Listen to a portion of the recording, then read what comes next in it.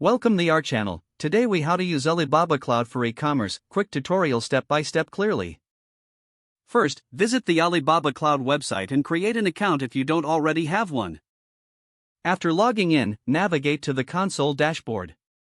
Here, you will find various product categories. Select the Elastic Compute Service option to set up a virtual server. Choose an instance type suitable for your e-commerce needs. Next, configure the server specifications, including CPU, memory, and storage. Select a preferred data center location to ensure optimal performance. Set your security settings by creating an access key and configuring firewall rules. Once the server is set up, install your preferred e-commerce platform. Common platforms include Magento, WooCommerce, and Shopify. Access the server via SSH or use the Alibaba Cloud Management Console. Upload your website files to the server using FTP or SSH.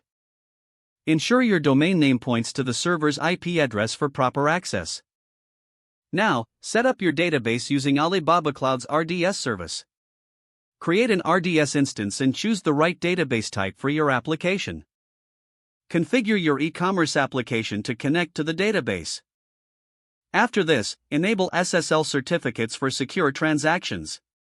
You can obtain SSL from Alibaba Cloud or a third-party provider. Test your website functionality to ensure everything works correctly. Finally, monitor your server performance using Alibaba Cloud's monitoring tools. This will help you manage resources and ensure optimal site uptime. Now, your e-commerce platform is ready to go live. Begin promoting your online store and attract potential customers. With these steps, you can effectively use Alibaba Cloud to support your e-commerce business. We hope you found this tutorial helpful.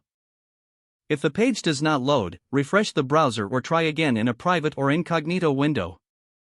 Make sure you are using the correct email address, then retype it carefully to avoid small typos.